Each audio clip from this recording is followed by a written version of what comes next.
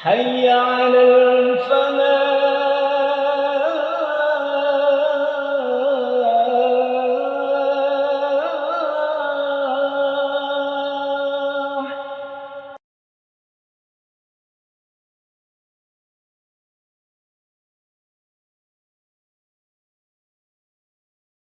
Assalamualaikum warahmatullahi wabarakatuh. Alhamdulillah. Alhamdulillahilladzi arsala rasulahu bil huda wa dinil haq liyudhhirahu 'alad dini kullihi wa kafa billahi syahida. Asyhadu an la ilaha illallah wahdahu la syarikalah wa asyhadu anna Muhammadan abduhu wa rasuluh.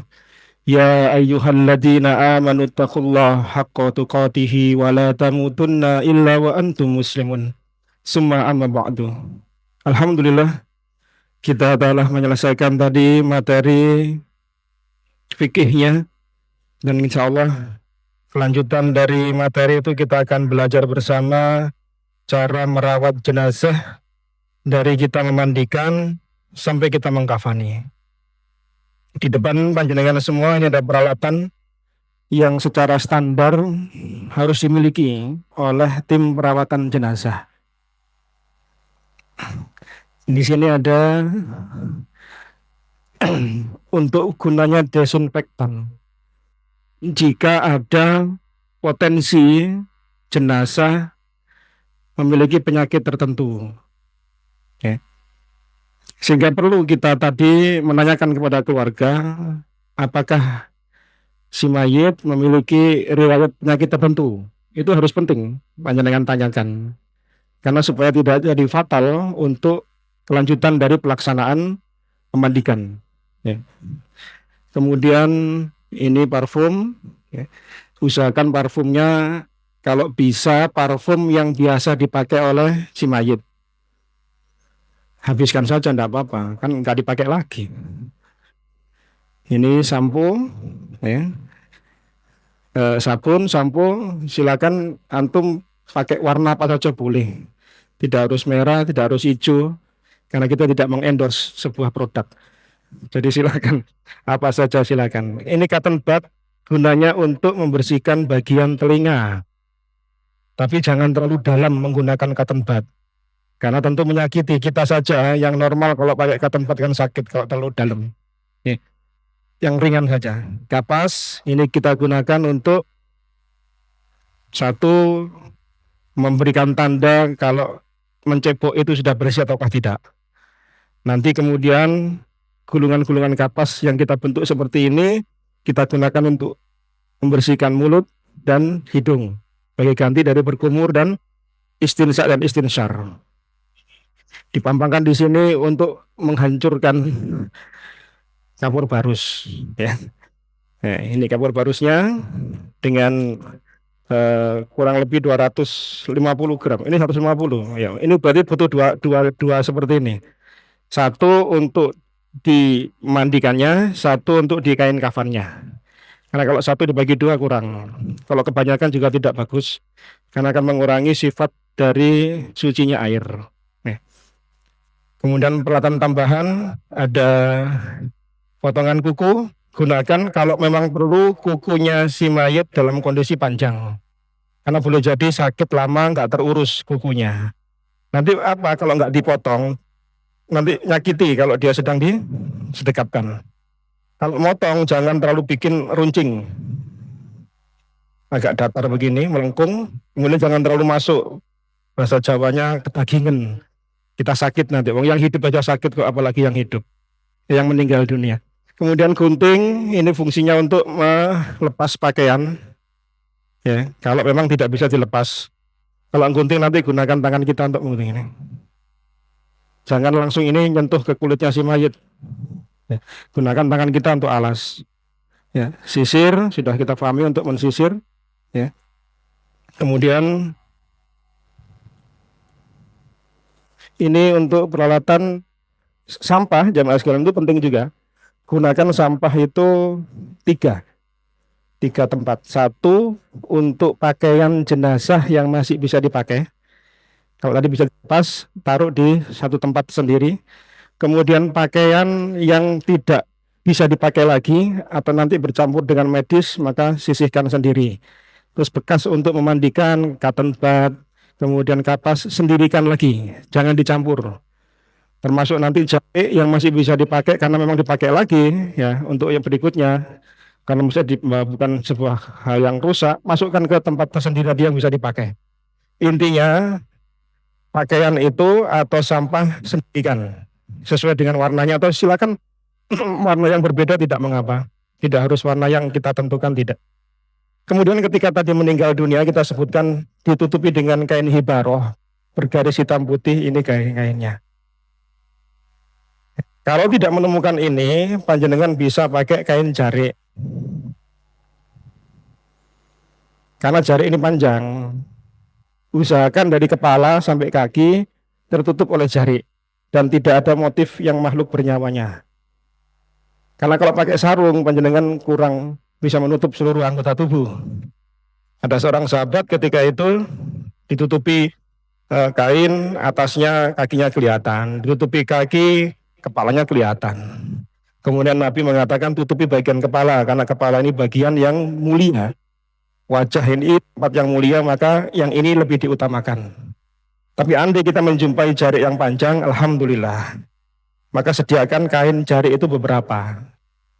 Karena nanti kita kalau kita memandikan bisa berganti beberapa kali jarik soalnya. Ya. Kemudian kain kafan, ini yang kita sebut tadi kain hibroh yang bergaris putih. Satu di antara kain itu ada kain ini, Pak. Usahakan kain ini kalau bisa ada di bagian luar, sehingga nanti kalau kita memasang kain kafan ada di bagian bawah. Coba panjenengan perhatikan bedanya kain yang ada di pasaran dengan kain yang dari Al-Falah. Dari luar kelihatan, Pak, ya? Mana yang lebih tebal? Yang sini. Ini yang banyak di pasaran ini, Pak. Biasanya di beberapa tempat sinoman itu kayaknya kayak gini modelnya, agak kasar lagi. Di tempat saya di Waru itu ketika bapak mertua saya meninggal dunia 2 tahun yang lalu, sinoman itu sudah nyediain di rumah itu kain seperti ini dan agak kasar. Sudah lengkap satu set. Saya bilang ke bapak, Pak, disimpan saja. Kami sudah nyiapin kain ya seperti yang kita bawa seperti ini. Kemudian tali itu bisa relatif, bisa 5, bisa 7. Kalau anak-anak 3 cukup. Diperkirakan saja berapa panjangnya. Tidak harus sesuai ukuran ini. Yang penting anggota tubuh terikat. Karena fungsinya tali ini kan untuk mengikat supaya kain kafan tidak terbuka auratnya. Itu saja sebenarnya. Ya. Kemudian ada underpad atau pampers yang kalau memang dibutuhkan dalam kondisi-kondisi tertentu. Mungkin si mayit memiliki potensi akan keluar lagi kotoran, walaupun kita sudah mengupayakan ketika mandi tadi kita sumpal, boleh jadi ada potensi seperti itu. Maka atau dalam kondisi perjalanan dikirim lewat ambulan, tentu ini makan jarak waktu lama, goncangan-goncangan itu terkadang mengeluarkan sesuatu yang tidak harusnya keluar. Maka ini gunanya ditaruh di bagian langsung yang mengena tubuh, kemudian baru diberikan kain kafan. Atau kalau perlu pakai pampers, silakan ditambahkan pampers. Lihat kondisional kalau seperti ini ya, kondisional. Nah, ya. Ini juga ini mau nih Pak. Oh ya, ini untuk apa? Portable ya. Ya, portable untuk menutup area jenazah, memandikan. Karena ingat Bapak-Bapak sekalian, kalau mengurus jenazah itu usahakan tempat itu aman dari pantauan sekitarnya. Terutama kalau kita di gedung-gedung atau rumah yang agak tingkat, itu pastikan tidak ada orang yang ngintip dari luar atas. Bener kita tertutup kanan kiri, tapi ada orang dari loteng ngeliatin gini. Atau ada mungkin CCTV barangkali. Wah, ini jangan. Kalau memang ada atapnya yang atas, alhamdulillah. Kan ada itu yang portable tapi ada atapnya. Juga tidak ada, maka usahakan lihat kanan kiri kondisinya ada nggak orang di sekitar gedung itu, bangunan rumah itu yang mengawasi kita. Karena jangan sampai kita bisa aman dari pandangan yang sejajar dengan mata kita, tapi tidak yang di bagian atas. Nah, ini kasihan bagi si mayit. Nah, kemudian Bapak Ibu sekalian, jemaah sekalian yang dimuliakan oleh Allah, sarung tangan latex ini itu mutlak panjenengan pakai, sekali pakai. Semua tim yang memandikan jenazah harus pakai. Selesai dari memandikan yang pertama, buang, ganti yang baru. Oke, jangan diulang kembali karena ini bentuk yang kotor. Kemudian untuk waslap, sebagian kita menggunakan dua warna. Kalau panjenengan punya dua warna, alhamdulillah. Satu untuk area bawah, satu untuk area atas, supaya nggak kecampur. Kalau membersihkan, kalau waslap, ya supaya terbedakan mana yang atas bagian yang kita pakai untuk waslap atau untuk bagian bawah, kalau bisa dibedakan dengan warna. Tapi kalaupun tidak ada, ya tidak mengapa, ya tidak harus. Kemudian saringan ini fungsinya untuk apa? Menyaring kapur barus tadi. Mana tadi kapur barusnya? Hancurin, saring, dihaluskan. Kalau biasa teman-teman ada yang sudah menyiapkan, tapi biasanya kalau lama nggak dipakai, membeku. Tapi kalau panjenengan dadaan, agak repot, nyusu-nyusu soalnya. Maka siapkan lebih dulu aja, hancurkan, nanti satu saat kalau dipakai baru kita tinggal ngancurin, itu lebih mudah daripada kita memulai dari awal. Ya. Untuk memandikan, bisa kita gunakan gayung, bisa kita gunakan selang. Tergantung mana yang panjenengan anggap lebih mudah dari sisi penggunaannya dan dari sisi lingkungan sekitar. Karena boleh jadi lingkungan sekitar terkadang tidak memadai untuk kita melakukan sebagaimana idealnya kita mengurus. Maka saya mengingatkan kita yang mengurus, baik volunteernya, sukarelawannya, atau siapapun, satu, tadi jangan mengomentari jenazahnya si mayit. Yang kedua, jangan mengomentari lingkungan sekitar rumahnya si mayit. Karena apa? Ini kan sebuah kekurangan. Jangan dibuka aibnya, kasihan keluarganya. Kemudian tanpa terasa kita tim yang memandikan jenazah komentar, omai cok sempite ya, omai kok itu komentar. Lah apa ndak sakit hati si pemilik rumah? Tentu sakit hati ya mas. Sudah keluarganya itu sedo, ya hatinya sudah sedih ditambah komentar kita. Maka kalau bisa panjenengan tahan lesan. Ini penting ya mas kan. Jangan sampai kita ingin berbuat baik sama orang ternyata nyakitin hatinya orang. Kalau memang kondisinya tidak memungkinkan, ya tadi kita sampaikan tidak harus mujure, ngidul, ngalor, etan, ngulon. Boleh panjenengan mana yang bisa kira-kira pas ditata tempatnya, mungkin kursinya dan seterusnya. Intinya jangan mengomentari kekurangan dari sahibul bait ketika mereka sedang berduka ketika kita datang. Karena tidak semua rumah duka itu sesuai anggapan kita. Mungkin di perumahan ada halaman, rumahnya tertata rapi. Kalau di kampung, masuk pelosok-pelosok gang, kan nggak seperti gimana kita harapkan. Maka tolong tahan lesan untuk tidak mengomentari hal seperti itu. Kemudian tadi sempat terlewat tentang baby oil. Ini kita gunakan di awal untuk membersihkan bekas dari rumah sakit, mungkin bekas infus dan seterusnya. Intinya ini kita gunakan ketika di awal-awal pengurusan jenazah. Ya. Berikutnya, jangan lupa memakai masker. Kalau memang memungkinkan untuk menutup itu tidak mengapa. Karena ada sebagian jenazah yang kondisinya tidak memungkinkan kita harus losan seperti ini. Bahkan sebagian harus pakai semprot minyak wangi untuk nutupi bau yang barangkali keluar. Tidak mengapa. Tidak masalah, dan itu insya Allah bukan bentuk dalam rangka menyakiti hati orang, tidak. Justru ini untuk preventif kita, ini tidak mengapa insya Allah ta'ala. Nah, ini sekilas tentang alat-alat yang kita gunakan secara standar di luar dari kapasitas untuk merawat jenazah yang mungkin ada sifatnya extraordinary, sakit yang di luar kemampuan kita secara medis dan seterusnya, itu beda lagi. Intinya seperti ini yang bisa kita upayakan. Baik. Ini sekilas pengenalan alat.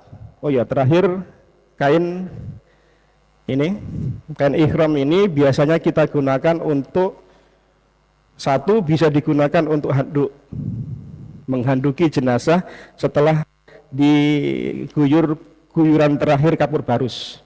Dan ini juga bisa untuk dililitkan untuk menutupi jenazah, untuk dibawa ke tempat mengeringkan. Karena ini lebar ya Mas. Ya, kain kafan ini kain apa? Ihram ini lebar. Kalau kain handuk biasa itu kan kecil, sehingga tidak melilit seluruh anggota tubuh.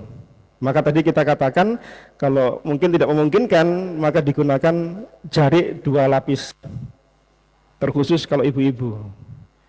Karena yang ngangkat nanti laki-laki, bukan ibu-ibu soalnya. Ya, maka jenazahnya kalau bisa ditutup dengan auratnya lebih tertutup rapat. Nah, ini sekitar peralatan yang kita gunakan secara standar. Kita masuk di sesi prakteknya. Silakan.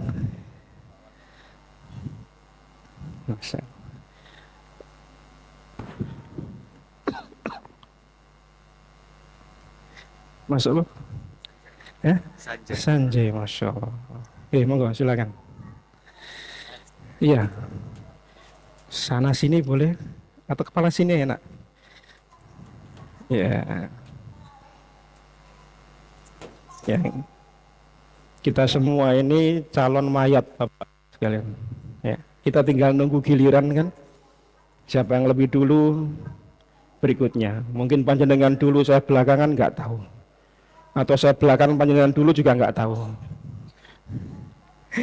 Jadi pertama kali ketika kita menjumpai orang baru meninggal dunia, kita pejamkan matanya. Sebelumnya kita talqin. Tadi sudah kita bahas soal talqin ya. Talqin bisa panjenengan kanan, kiri, monggo silahkan.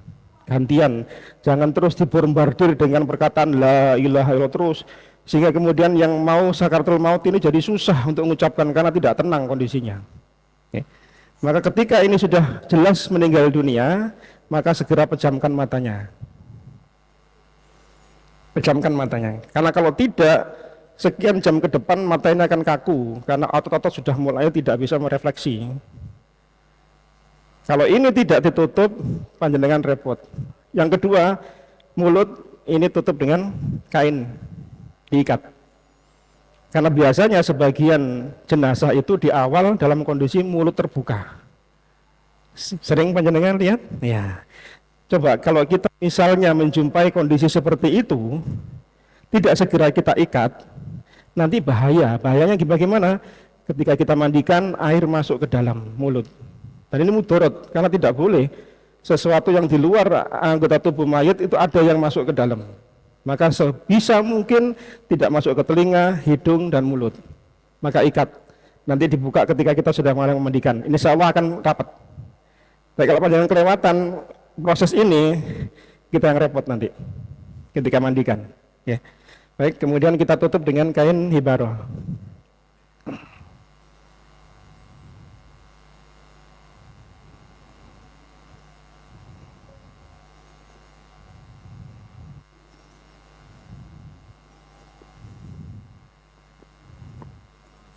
Ya. Ya, ini kan menjangkau semua Pak ya, dari atas kepala sampai kaki. Karena tidak semua orang yang kondisinya baru meninggal dunia lengkap pakai jubah kayak gini Pak. Boleh jadi pakai kalok pendek, kaos singletan, atau macam-macam yang lain lah. Kita sering menjumpai. Maka kondisi seperti inilah yang kita harapkan. Supaya apa? Tidak membuat malu keluarga, yang mentakziah juga tidak sungkan. Karena sudah tertutup rapat, kecuali mungkin mau melihat wajahnya, tidak masalah gitu. Ya. Setelah ini panjenengan pastikan kita doa-doa tadi, doa minta ampun, mengangkat derajat, diganti keluarganya dengan pengganti yang lebih baik, diluaskan kuburnya, kemudian diterangi makamnya. Ini doa yang panjenengan bisa lantunkan ketika kita mentakziah pertama kali. Si fulan meninggal dunia, langsung panjenengan doa. Setelah itu kita akan melakukan proses memandikan jenazah. Dimulai dari mana? Kita lepas pakaiannya. Bisa panjenengan lepas di tempat ini atau nanti di tempat memandikan. Mana yang lebih mudah monggo silahkan. Tapi biasanya melepasnya di tempat pemandian biasanya sering dilakukan. Karena kondisi dari makam meninggal pertama biasanya yang seperti inilah. Apa yang terjadi dengan pakaian dan seterusnya baru digotong, dipindah ke tempat kita memandikan.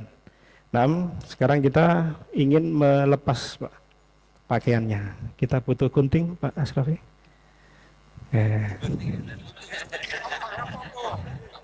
Bawa baju lagi kan? Enggak, enggak. Kalau bisa kancingnya dibuka satu-satu, monggo silahkan. Ya, kalau masih baru biasanya mudah, tangan diangkat bisa. Tapi kalau agak lama akan kaku nih. Sementara bajunya mungkin bagus, kan eman-eman. Ya, maka panjenengan kalau terpaksa harus digunting. Ya, gunting ini ngikuti dari arahnya, nih, arah jahitan. Ya, dengan cara begini. Nah, panjenengan gini, tangannya tahan. Tangan kita jadi alasnya yang ini. Nah, ini jangan dikenakan kulitnya si jenazah, si mayit. Karena sakit. Karena menyakiti si mayit sama dengan ketika menyakiti dia masih hidup. Oke, gunting. Nah, ya, sepura-puranya kita gunting aja ini sampai sini. Enggak apa-apa katanya. Kemudian celana juga demikian. Celana, nanti celana dalam ya kita ambil ini, masukkan ke tempat sampah yang tadi bisa dipakai ataukah tidak. Oke, panjenengan bedakan ada 3 jenis jenazah tadi, sampah tadi. Yang masih bisa dipakai silahkan masukkan ke tempat yang bisa dipakai, yang tidak bisa dipakai silahkan dimasukkan. Nah, kalau bisa warnanya beda enak supaya panjenengan bisa bedakan ini sampahnya untuk apa. Tapi kita biasanya pakai 3 ini untuk memudahkan panjenengan. Oke. Jadi baju yang masih bisa dipakai panjenengan taruh sini. Nanti kain ini karena basah nanti panjenengan taruh sini. Kenapa? Ini masih dipakai. Biasanya kalau ada tim perawatan jenazah yang bawa kain sendiri jari, biasanya sering ketukar sama pemilik rumah. Terus terjadi pada keluarga saya soalnya. 2 kain saya kebawa tim, 2 kainnya tim kebawa ke rumah saya. Berhubung ada tandanya akhirnya ketemu. Tapi kita sisihkan tadi Pak, kita sendirikan tadi sehingga mudah untuk dilacak ya. Kalau kemudian kotoran-kotoran baru masuk sini, bekas-bekas medis silakan dipindah ke sana, jangan dicampur ya. Ini kita harus membiasakan diri disiplin ya. Baik, selanjutnya kita anggap ini sudah dilepas pakaiannya, kita masuk di tahap mandikan jenazah di awal. Aurat dari mana kalau laki-laki? Pusar sampai lutut, ditekuk sampai lutut. Nah, ini aurat besar yang harus kita jaga. Panjenengan tidak boleh ngintip-intip gini, tidak boleh. Jadi mainnya nanti kita pegang seperti ini. Maka yang di tempat memandikan ini mungkin sekitar 4 atau 5. Satu, yang satu mungkin riwa-riwi. Mungkin ngambilkan yang kering, butuh apa dia yang riwa-riwi, yang 4 standby di sini. Karena kalau yang basah juga ikut keluar ngambil yang kering-kering, nanti campur aduk, najisnya nanti kecampur. Oke. Baik, kita mulai dengan membersihkan apa-apa yang tidak sesuai dengan fitrah. Kalau nampak mungkin kumisnya terlalu panjang, potong saja. Ya, yang saya langsung praktek. Potong hati-hati, ya, potong betul hati-hati. Jenggot biarin, karena sunnah Rasulullah SAW. Rambutnya panjang tadi yang disebut tadi, kalau memang bisa dipotong, monggo. Kalau enggak apa-apa. Kemudian yang saya potongan kuku, Pak.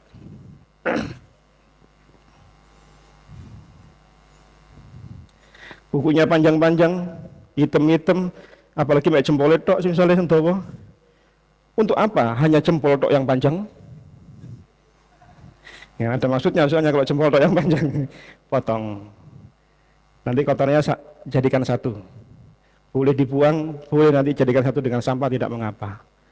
Tapi kalau panjenengan menjumpai kondisi ahlinya mengatakan enggak usah dipotong, Pak. Ya sudah, enggak apa-apa.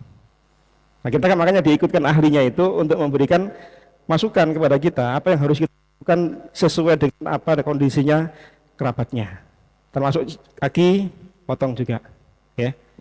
Baik, selesai yang sama. Kita mulai menceboi jenazah. Kalau tadi ada kotoran, kemudian ada bekas infus, maka gunakan cotton bud dan baby oil untuk membersihkan. Mungkin bekas infus, Pak. Ya, ada cotton bud sama baby oil, Pak. Ya. Bulu hidung kalau memang memungkinkan dipotong, monggo silahkan. Kadang-kadang kan bapak kita yang sudah sepuh biasanya memang nggak perhatian sama bulu hidung. Ya, jangan dicabut ya, sakit soalnya. Potong saja. Kalau memungkinkan dipotong, kalau enggak jangan. Gunakan gunting yang kecil kalau hidung, jangan gunting yang besar tadi. Ya. Kemudian bersihkan bagian-bagian yang kira-kira ada bekas dari rumah sakit. Biasanya di lengan, di dada gini, gunakan baby oil, bersihkan. Semua hal, perhatikan semua dari ujung kaki sampai kepala, apa yang tidak sesuai dengan kondisi manusia secara umum. Oke. Kita istilahkan dengan bersih-bersih yang tidak sesuai dengan fitrahnya manusia. Kita menyebutkan demikian. Kemudian kita mulai menceboi jenazah. Kita gunakan sarung tangan, Pak, yang sama. Ya, ya. Ya, ini aja, Pak. Masih utuh ini ya.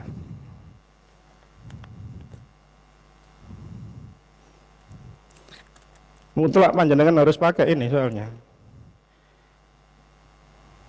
Kalau ukurannya besar enggak apa-apa. Kadang ada ukurannya kecil, jebol ini soalnya.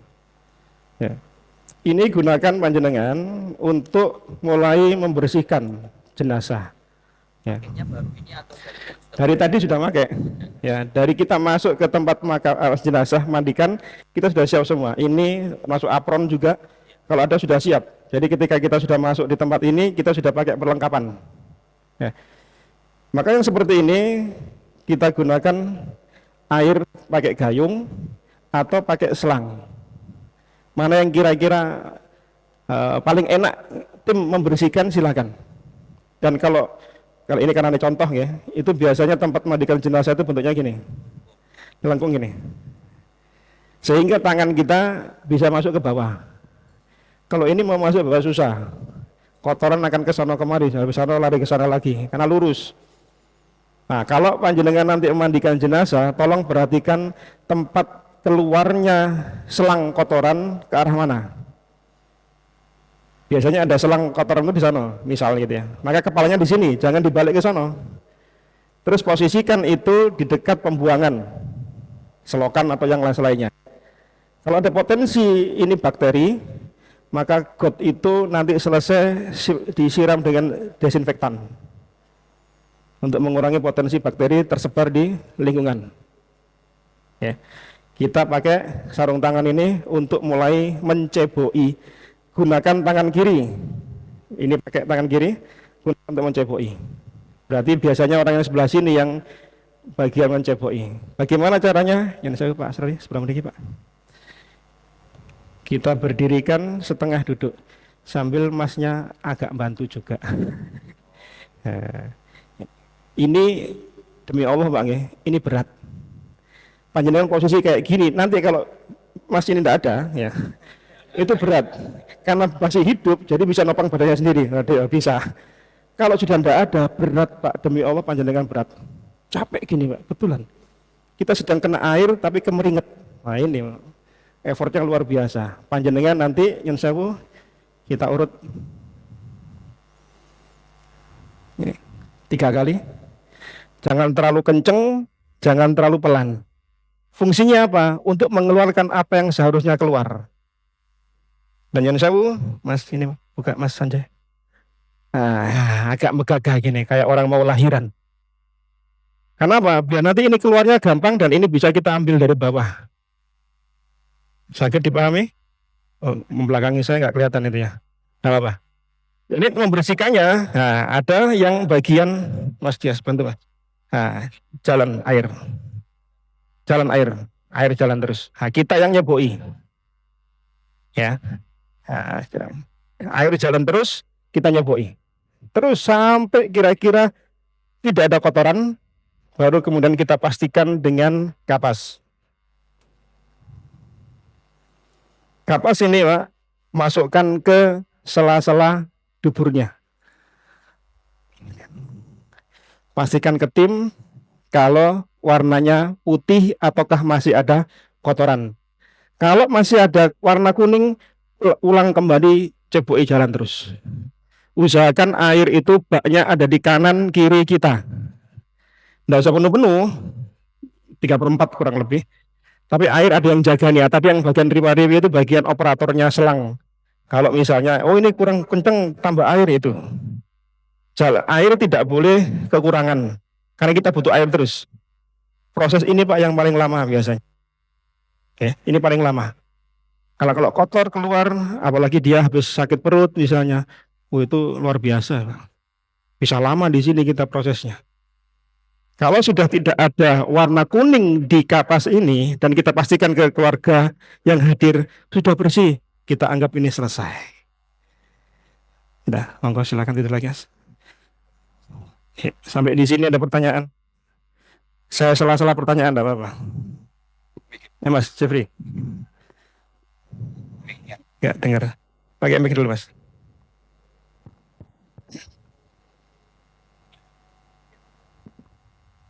Assalamualaikum, Pak Ustadz.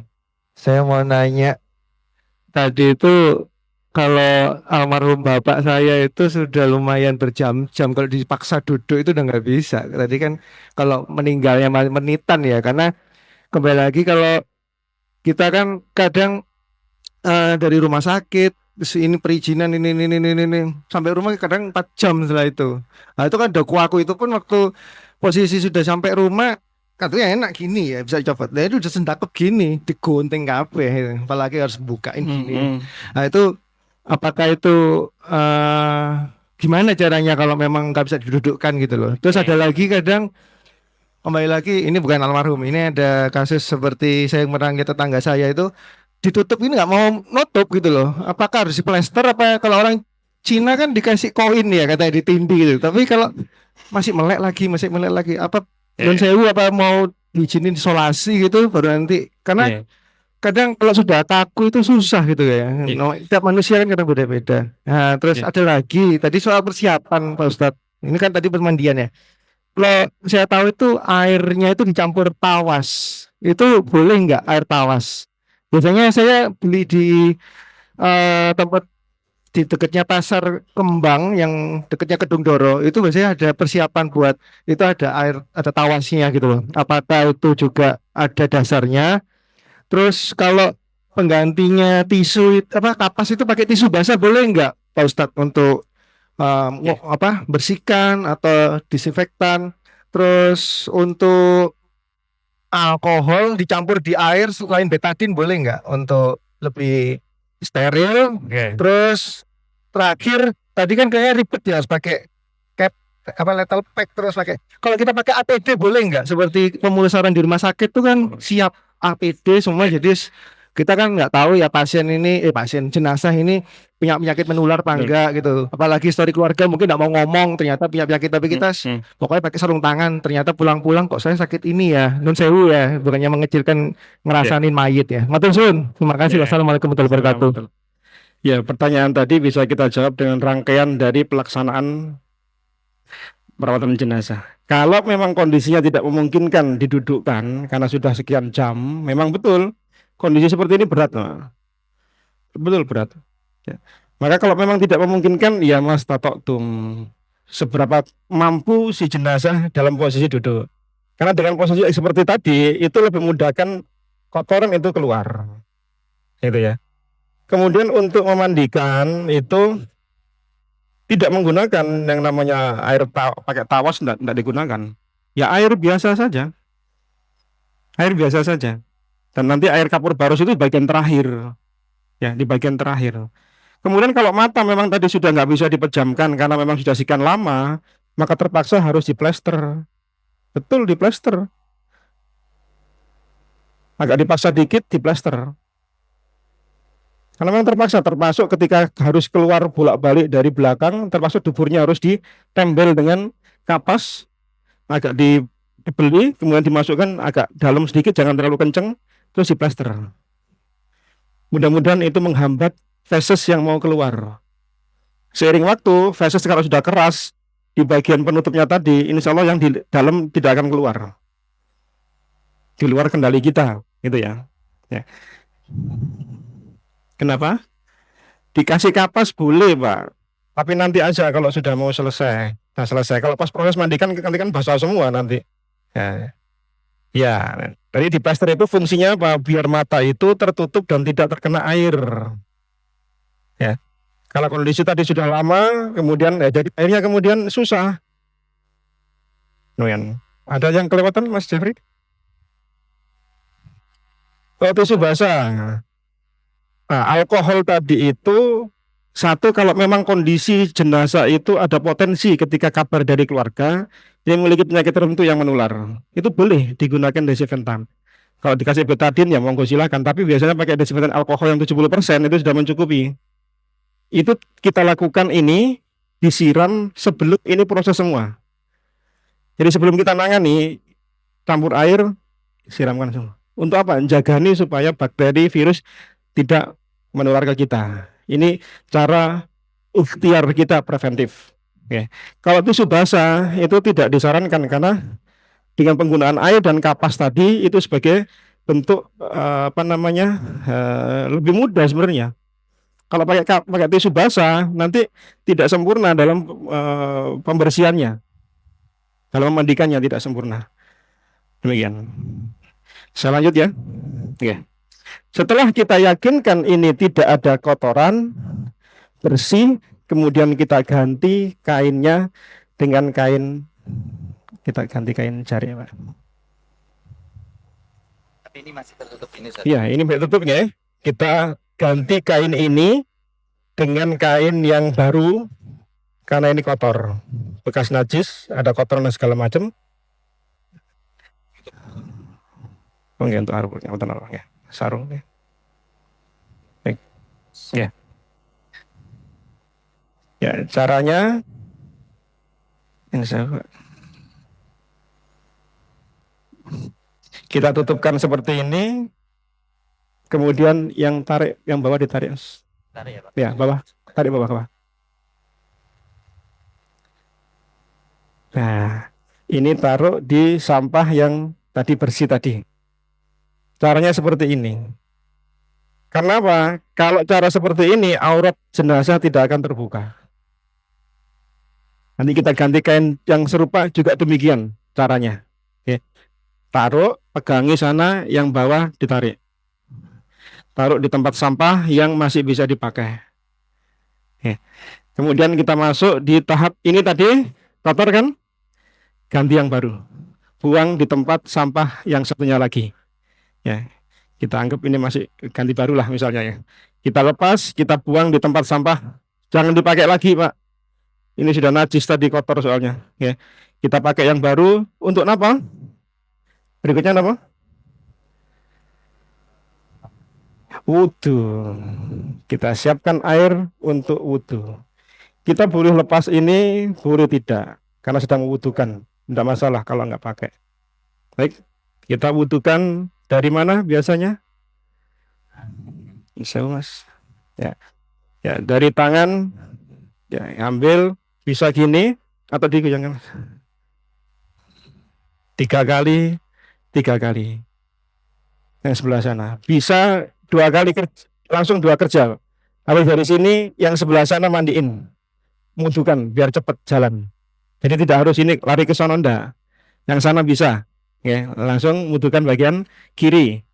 Kemudian setelah itu apa? Kumur-kumur dan istinsya. Ini kita gunakan tadi, Pak. Kapas tadi. Ini, Pak. Nah, ini. Kapas ini jamaah, Pak. Ini kita ambil air, kita basahi sedikit. Jangan terlalu basah, jangan kering. Oke. Kemudian ini buka mulutnya, giginya rapat. Nah, ini kita bersihkan. Ini pengganti dari kumur-kumur. Gunakan 3 kali ini masukkan ke sampah yang satunya lagi. Bisa dipahami, Pak? Gunakan 3 kali untuk mulut, 3 kali untuk hidung. dengan yang berbeda. Ya, jangan diulang kembali. Satu buang, ambil satu lagi, begitu. Ya. Usahakan ini jangan masuk airnya ke dalam mulut dan masuk ke dalam hidung. Sedapat mungkin panjenengan agak peres ini.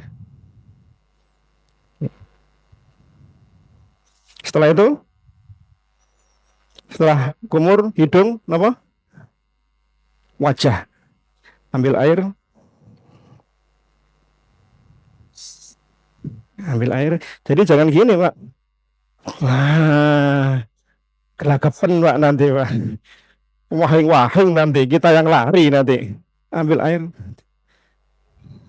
3 kali. 3 kali. Ada jenggotnya sela-sela. Setelah itu, ya, tangan bisa gantian sama sana. Telapak tangan yang sudah di bagian pertama tetap harus dibasuh. Oke, ambil air. Jalan mas, air mas. Sampai siku. 2, 3. Pak, asari monggo. Nah, selesai Pak. Jalan mas air. Jadi ada yang bantu Pak. Ya, jangan tim ini diem gini, jangan. Ngapain dia di situ? Mau live streaming? Bukan. Selesai kemudian apa? Usap kepala dengan telinga. Ambil air yang sama. Kembalikan telinga. Sekali dengan telinga. Telinga ini boleh panjenengan ambil air yang baru atau sisa dari air rambut tadi boleh. Dua-duanya boleh dipakai. Itu karena Nabi pernah mengajarkan seperti itu. Terakhir kaki. Masuk. Sela-sela jari jangan lupa 3 kali. Sebelah kiri 3 kali. Sela-sela jari jangan lupa ya. Di sela-sela ngaten. Karena boleh jadi nanti ada yang kelewatan panjenengan sela-sela. Ya, angkat 3. Ya. Sudah. Ini proses mewudukan selesai. Selanjutnya apa? Setelah wudukan mulai memandikan jenazah.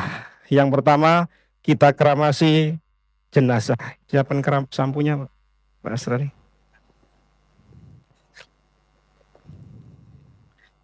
Ya, air ya kita basahi. Ya, ya pelan saja jangan dalam. Nah, ini sela-sela masukkan ke akarnya kepala. Ya. Kemudian kita mulai sampo. Cok temenan mas. Ya, masih basah dia. Sampo. Sampai kita pastikan kayak orang rimbat Pak. Nah, ini bisa kita bilas saat ini atau nanti kita barengan dengan yang tubuh yang lain. Kita anggap saja kita bilas sekarang. Kita bilas. Khusus bagian kepala. Ya. Pastikan telinga jangan sampai kemasukan air. Ya. Ini, makanya ada satu yang begini, yang satu guyang. Ya. Ya. Terus kita mulai membasuh tubuh sebelah kanan.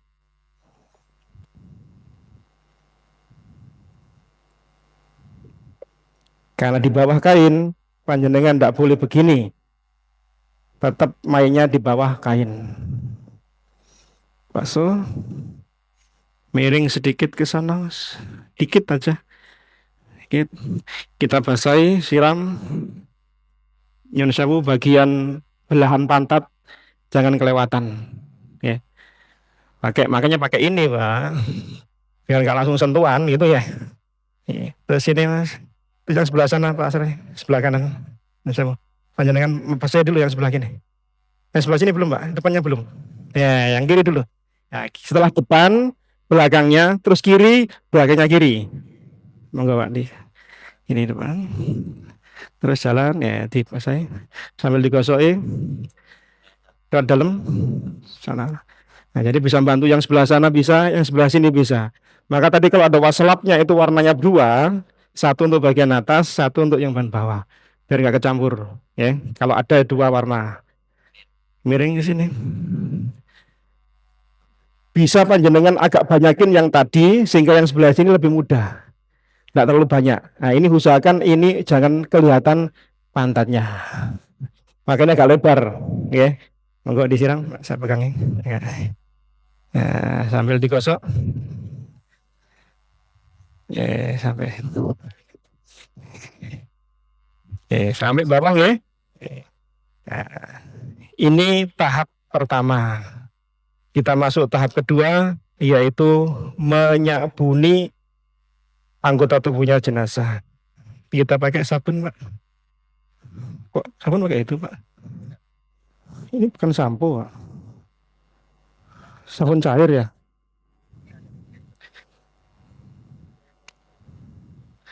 Ini cair. Oh, kita anggap ini sabun cair ya.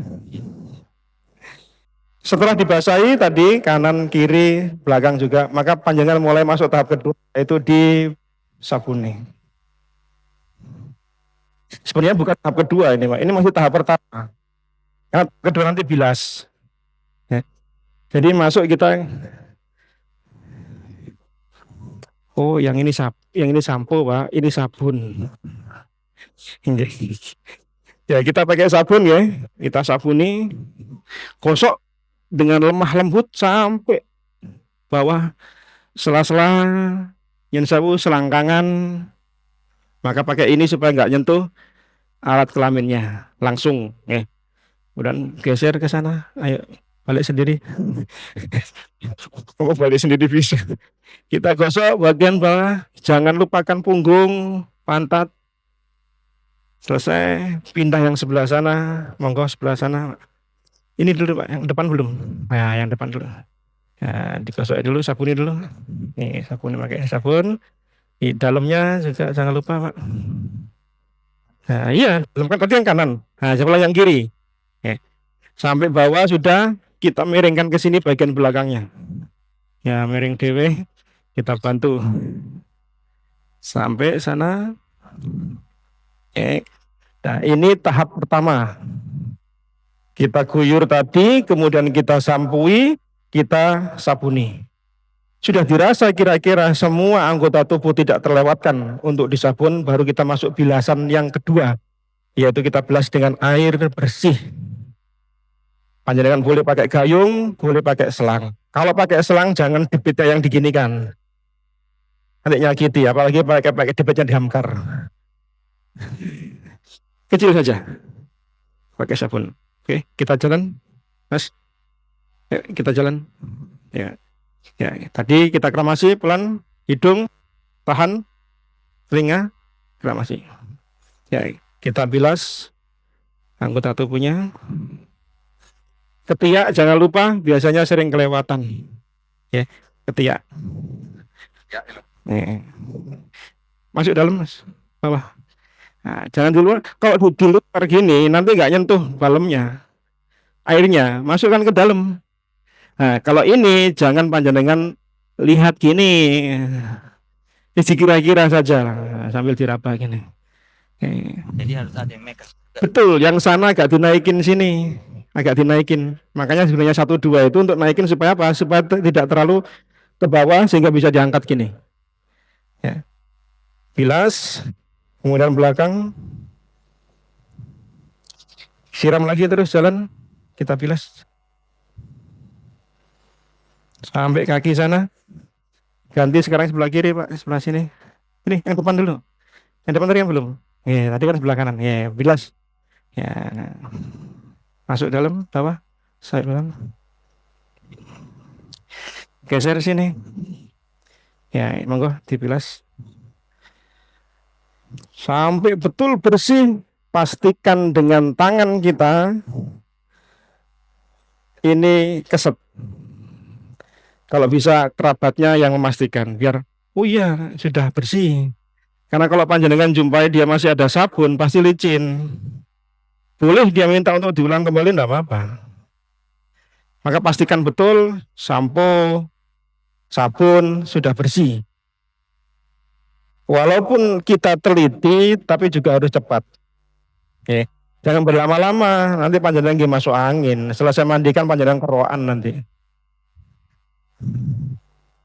Baik, ini selesai kita memandikan jenazah sampai kita bilas. Kemudian terakhir, bilasan terakhir adalah menggunakan air yang bercampur dengan kapur barus. Oh, sudah ada ini, Pak. Nih. Ini sudah ada yang dihancurin. Panjenengan campur dengan ini mungkin 3, airnya masukin, campur. Oke, sampai tidak ada endapan. Kemudian setelah itu kita mulai. Air ini kalau bisa jangan lebih sedikit daripada kapur barusnya, sehingga kayak bubur nanti, Pak. Itu jangan, karena sifat sucinya air mutlaknya jadi hilang karena kebanyakan kapur barus. Panjenengan kinten-kinten piye, Mbak? Kira-kira berapa air ini tercukupi untuk bisa seluruh bilasan. Bilas ini yang terakhir bukan dihitung 1, 2, 3 enggak, tapi secara keseluruhan itulah bilasan terakhir. Kalau bisa panjenengan jangan cuma di luarnya itu, tubuhnya yang disiram, sehingga kapur barusnya ada di tubuhnya si mayit. Karena sebagian ada yang hanya nyiram di luar gini dok, yang di dalam nggak dapat, yang kena di kainnya. Oke. Tutup, siram.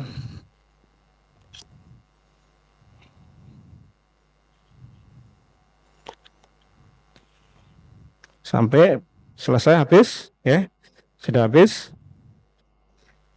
Anduk. Oh, enggak apa-apa. Enggak usah. Anduk, Pak. Langsung, ya. Kita langsung pakai gunakan kain ihram saja. Karena lebih besar, jadi enak kalau buat ngemek-ngemek jenazahnya. Dari ujung sana. Nah, kita caranya begini. Iya, nanti kita ambil. Nah, saya ngasih contoh saja. Dikinikin aja, jangan diucak-ucak gini.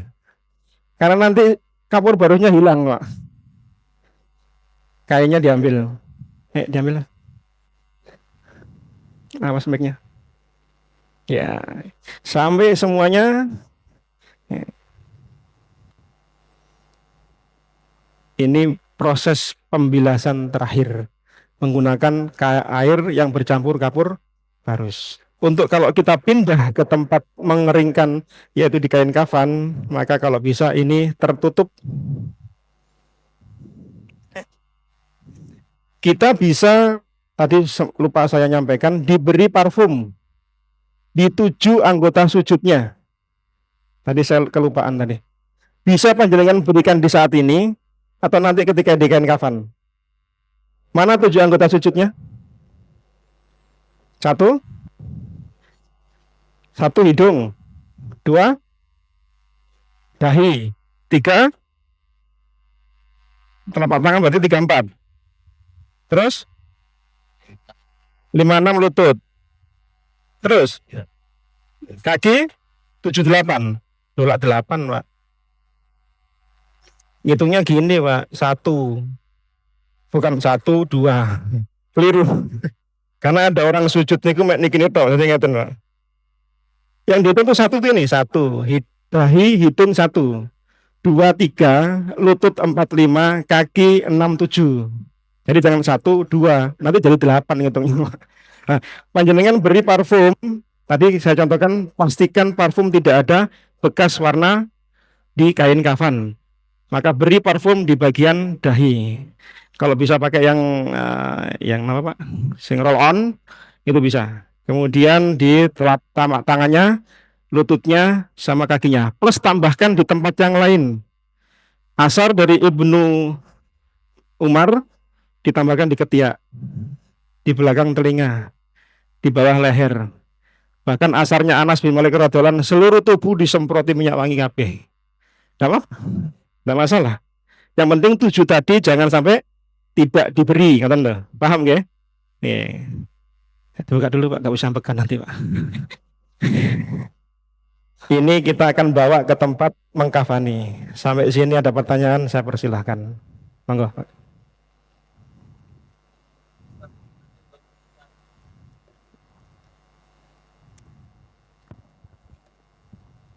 Jazakallah khair, Ustaz. untuk menghindari apa supaya air tidak masuk ke telinga atau ke hidung, apakah boleh pada waktu pemandian kita tutup dulu Ustadz?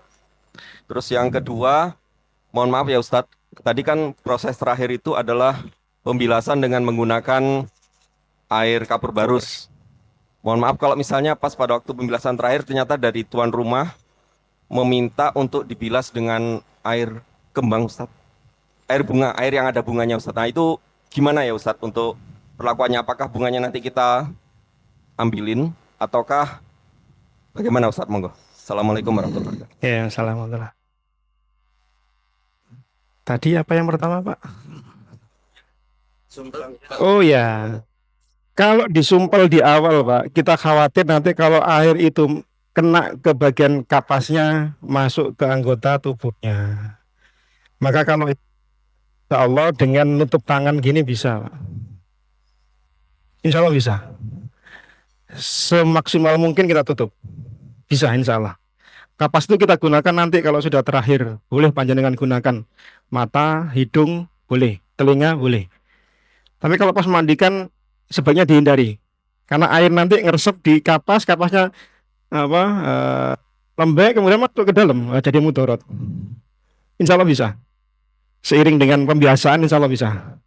Perkara bunga kita tidak menyarankan karena apa? Satu, bunga itu kita tidak tahu apakah ada bibit-bibit atau telur dari serangga dan seterusnya.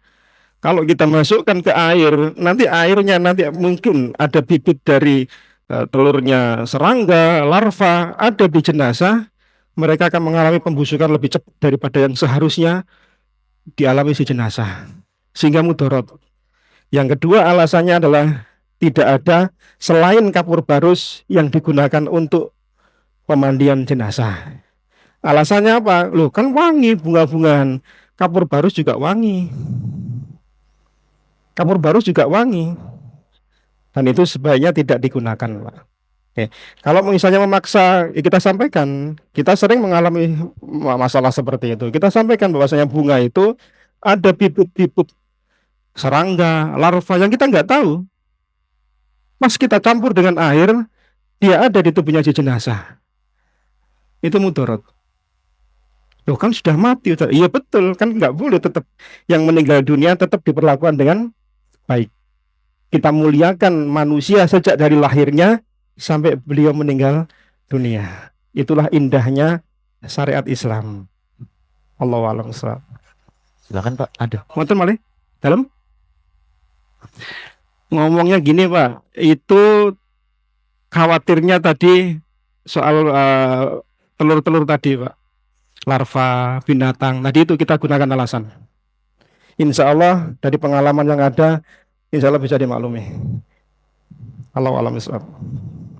Wonten, monggo Pak. Terima kasih.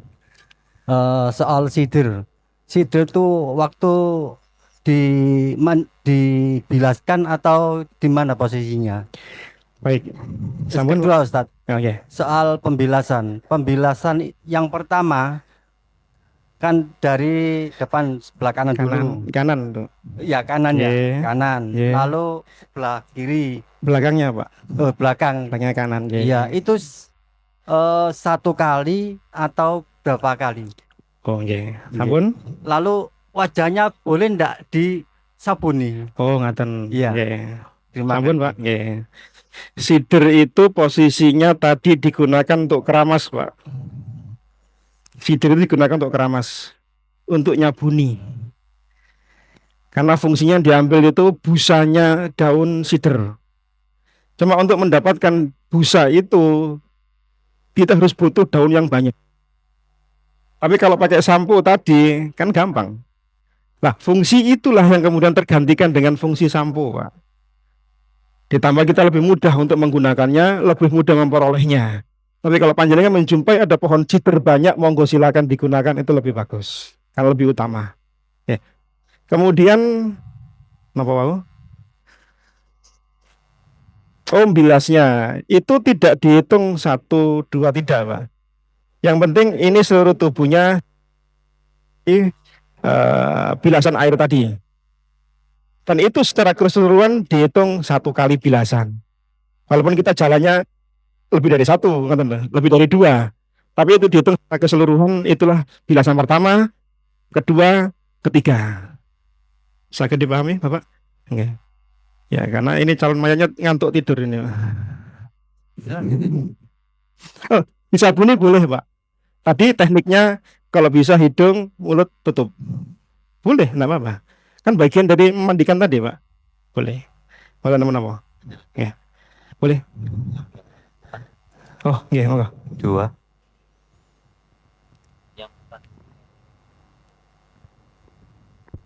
Assalamualaikum. Assalamualaikum warahmatullahi Saya pernah menolong ini ya, tetangga saya itu meninggal. Kebetulan beliaunya itu kena penyakit gula. Jadi pada waktu kita memandikan, ya yang disampaikan Ustadz itu kan saya ngikutin moden ya. Itu sudah sesuai sih. Cuma yang terakhir tuh setelah kita mandikan, kita bilas dengan kapur baru, masih bau sekali. Jadi waktu kita mengangkat sampai memandikan tuh orang tuh kayak istilah orang Jawa blokean gitu loh. ya. Akhirnya kita menuruti nasihat ini ya, ada orang kasih kopi. Akhirnya kita setelah kering tuh kayak dikasih kopi gitu ya.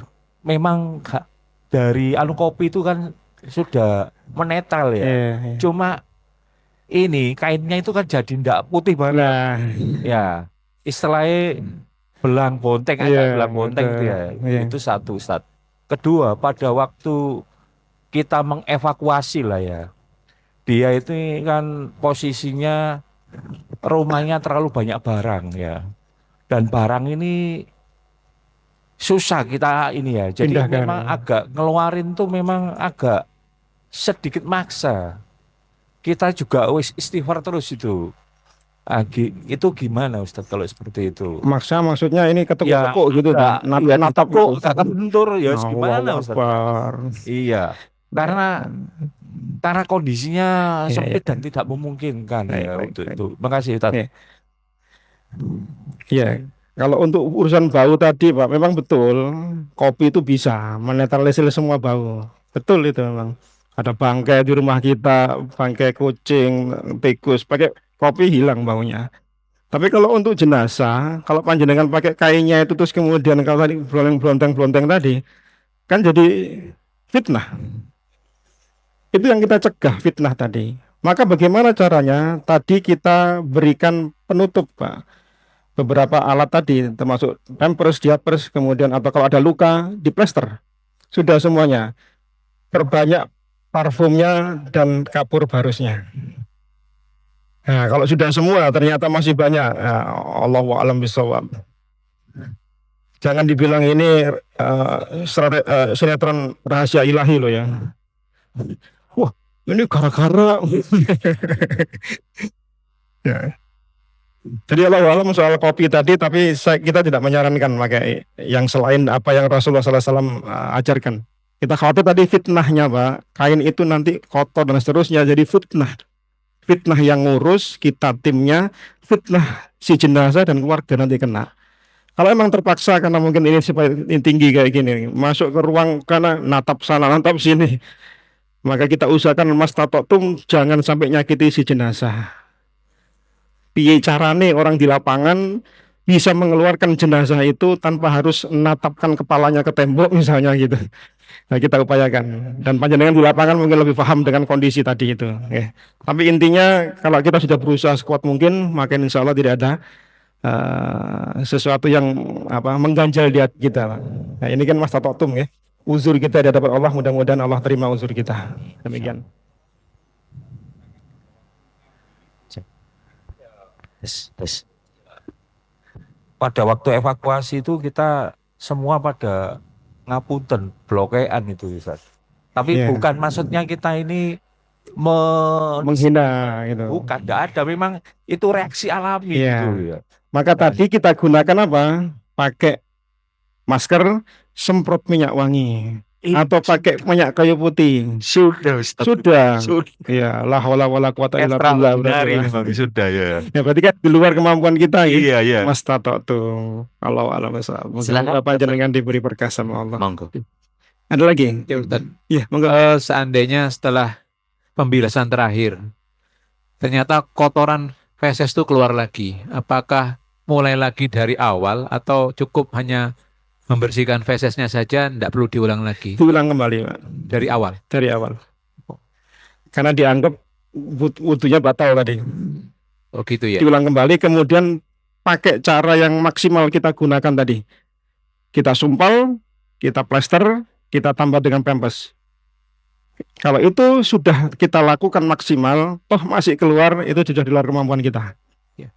Yang Maka kedua, cara-caranya adalah dengan panjenengan tacik perkat tadi, Pak. Ya. Demikian. Allah alam yang bisawab. kedua mengenai parfum, apakah ada ketentuan beralkohol atau tidak beralkohol? Untuk Parfum. tidak ada. Tapi kalau panjenengan pakai yang nggak pakai alkohol mungkin lebih bagus. Karena sebagian ulama berbeda pendapat perkara ini, keluar dari perbedaan pendapat lebih di. Jadi kalau parfum bibitan yang kita pakai, panjenengan pakai saja, habisin. Si mayat nggak pakai lagi kok. Masa mau istrinya yang pakai, kan enggak toh? Pakai aja, habisin, enggak apa-apa. Tapi kalau orang tidak menjumpai yang non alkohol, terpaksa yang pakai spray, ya terpaksa dipakai. Tidak mengapa, Pak. Kan Allah alam bisawab. Lanjut ya. Kita masuk ke mengkafani jenazah. Bangun dulu, Mas. Bangun sendiri.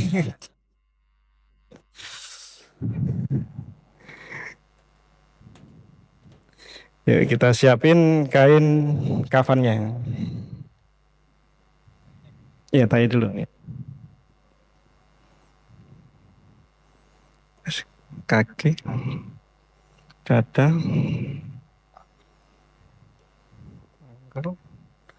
lutut. Ini, Pak.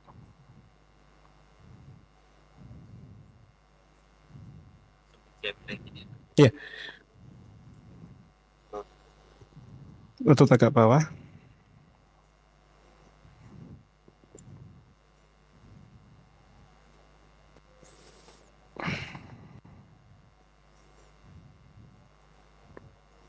Perkirakan panjangnya sama ya. Kira-kira, oke. Monggo, Pak. Nah, kita karena lebih mengutamakan kain hibaroh, maka kita taruh ini di bagian bawah. Karena nanti akan di bagian luar untuk tampilan dari jenazah.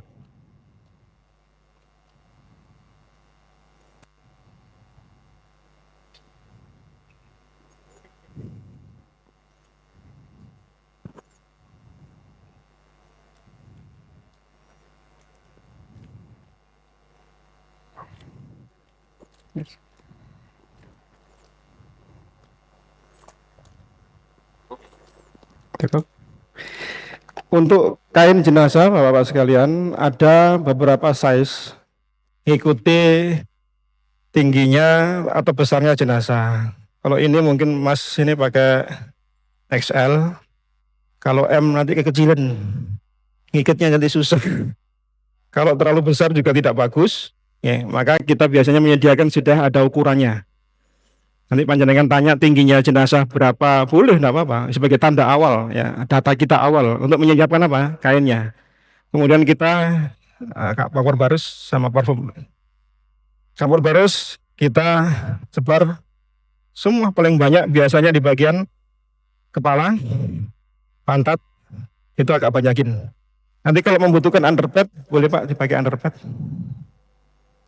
Underpad hijau depan panjenengan. Nah, kalau membutuhkan ini boleh panjenengan pakai.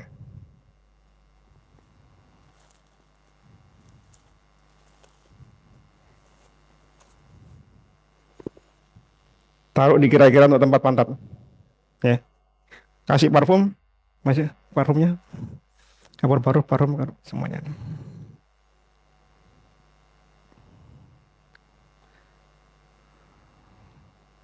Tidak apa-apa, Pak. Itu tidak apa-apa. Boleh. Semprot parfum semua. Kita pakai yang roll on, monggo silakan, mana yang bisa dipakai. Bentangkan kain yang kedua. Gimana? Oh ya, nanti di terakhir, maaf. Nanti di bagian yang di luar. Ini benar Pak, punya kita ini, bukan? Benar ya? Oke, itu yang sudah. Iya, yang itu, yang tadi, contohnya tadi. Ya, bentangkan kain yang kedua. Oh, kok kecil, Pak? Oh, bisa dilebarin, Pak? Nah,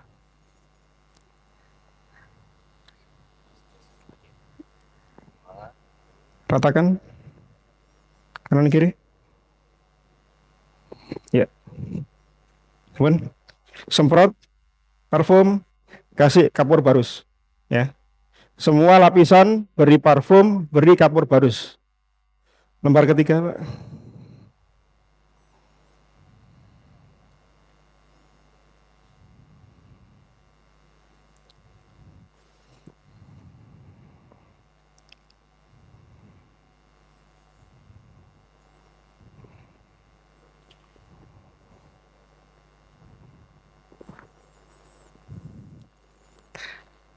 Kalau belum mendapatkan ukuran yang sudah jadi, ya, panjenengan bisa ngukur lebarnya kain jenazah ini 3 kali lebarnya jenazah. Ukur berapa senti, kalikan 3. Karena satu untuk yang sebelah sini, satu sebelah sini, satu untuk sini. Ditutup gini. Untuk tingginya tambahkan 30 cm dari atas sama bawah. Ukur tingginya jenazah, kalau masih manual, belum lengkap sudah paketan seperti ini, tambahkan 30 cm ke atas sama bawah. Untuk ngikat kain pocongnya sama bawah. Kalau panjenengan ngepres ini sampai sini ngikatnya susah nanti. Nanti ngoncret di sini lah susah, tak bisa nanti. Beri parfum, kapur barus. Kalau perlu underpad tadi, silakan dipasang di sini. Tadi mana underpadnya? Kalau dibutuhkan ini, panjenengan pasang. Tapi secara normal tidak menggunakan, tidak mengapa. Oke. Baru kemudian menggunakan pampers kalau memang menggunakan pampers. Oke. Nggak usah pakai pampers kan? Ya nggak usah. Anggap kita pakai yang ini, nggak apa-apa. Ayo Mas, naik. Kita masih pakai tutup lagi Pak. Tutup yang kain tadi mana? Kain putih tadi. Atau kain yang itu nggak apa-apa. Ya. Kurang nggak ada. Naik ini.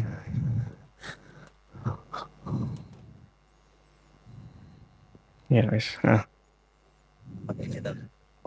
tak apa-apa biar aja. Kita menganggap ini kain yang dari tadi untuk memandikan Pak ya. Kita anggap tadi kan putih tadi, yang kita anggap ini kain yang dari kamar mandikan tadi, dari ihram tadi ya. Kita anggap ini kain ini. Nah, untuk posisi tangan tadi belum saya terangkan. Posisi tangan ketika dikafani boleh diluruskan, boleh disedekapkan. Mana yang lebih mudah? Karena ini ada keluasan di kalangan para ulama, bolehnya disedekapkan atau diluruskan. Mana yang lebih mudah? Silahkan digunakan. Yang tidak boleh itu yang separuh gini itu aja nggak boleh, gitu aja. Harus dua-duanya. Kalau panjenengan pakai yang gini, karena ini mudah, ikat. Ujung kaki jempol ikat. Ini ikat ini. Oke. Kalau enggak nanti terbuka gini, nyusahin kita nanti. Ya, jadi untuk tangan ada keluasan di kalangan pembahasan fikihnya ulama, boleh diluruskan, boleh disedekapkan. Mana monggo yang mudah untuk dikerjakan, ya, paham ya? Nanti jangan nyalain orang soalnya nanti. Lu kok lurus, lu kok sedekap, nanti bingung nanti. Jadi ada keluasan di kalangan ini. Mana yang mudah untuk dikerjakan, maka monggo panjenengan kerjakan. Tek, sudah diberi parfum tadi ya. Kemudian ini kan masih ketutup Pak. Maka bagaimana kita mengkafaninya dengan tidak menutup muka auratnya? Kita buka satu kain yang paling atas sebelah sana. Ada satu sana, satu sini. Kita naikkan ke atas. Tutup dulu sementara. Kain tadi diambil. Nah, dengan demikian jenazah tidak terbuka auratnya. Sakit dipahami? Kemudian lipat Setiap kali memulai dari sebelah kanan. Berarti ini masukkan ke kanan.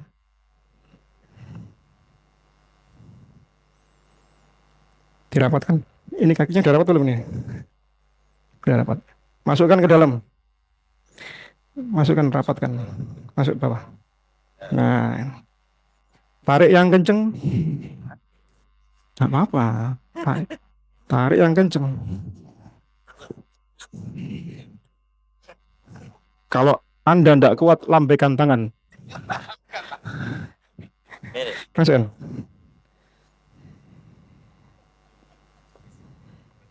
Tarik. Tarik kuat. Belakang. Tarik. Wes. Wes. Sebelah kanan. Tarik kanan.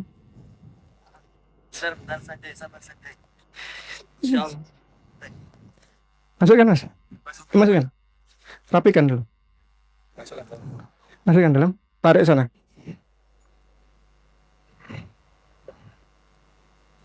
Kurang tinggi ternyata ini kayaknya.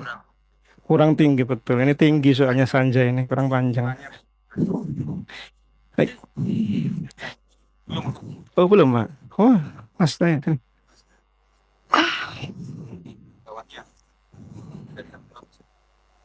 Ya agak dikurangi aja nggak apa-apa Sanjay.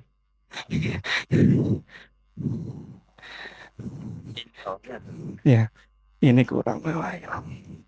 Usahakan Bapak-bapak sekalian kalau panjenengan nanti menarik gini ya, ini nggak ada zikirut gini, harus kenceng. Dulu kita belajarnya koin itu kita jatuhin, Pak. Kalau kelempet berarti ini kurang kenceng. Nek mendal berarti kenceng ini, Pak. Dulu kita ngetesnya gitu, saking kencengnya gitu ya. Narik. Oke, terakhir masukin.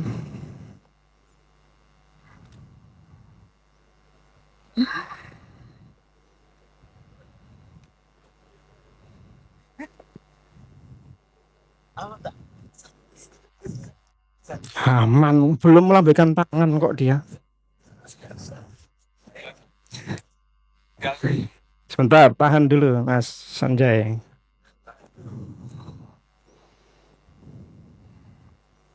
Masuk bawah.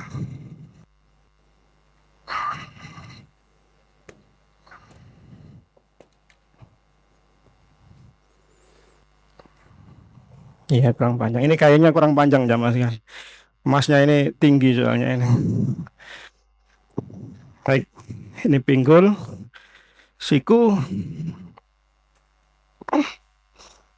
Apa fungsinya Bapak Ibu Bapak sekalian ditaruh di bagian-bagian tertentu ini? Ini bagian yang sering gerak. Lengan, pinggul, lutut. Ini sering goncang kalau jalan di perjalanan. Maka diikatlah supaya tidak lepas. Ya. Ikatannya simpulnya hidup di sebelah kiri.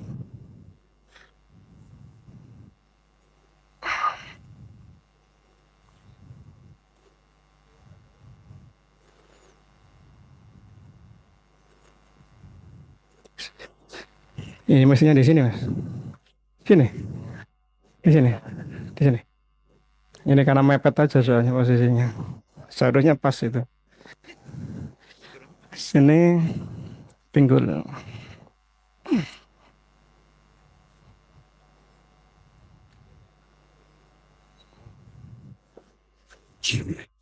Oke, sebentar belajar dulu. Ya.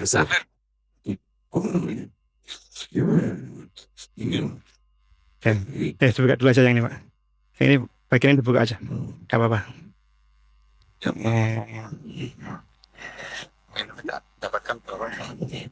Oh, ini. Buka. Bisa. Ditarik. Pasar. Pasti pasar ini sungguhan ya soalnya tadi.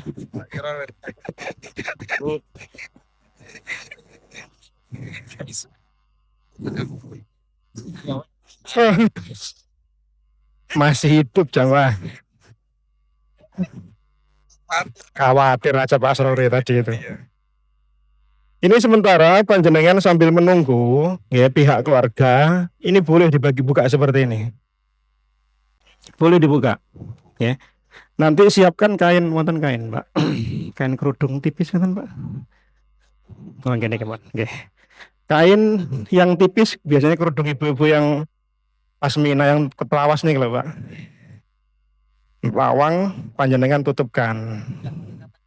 Nah, nanti baru dikasih kapas. Ini kan sementara masih menunggu barangkali ada keluarga yang ingin melihat sehingga masih bisa membuka.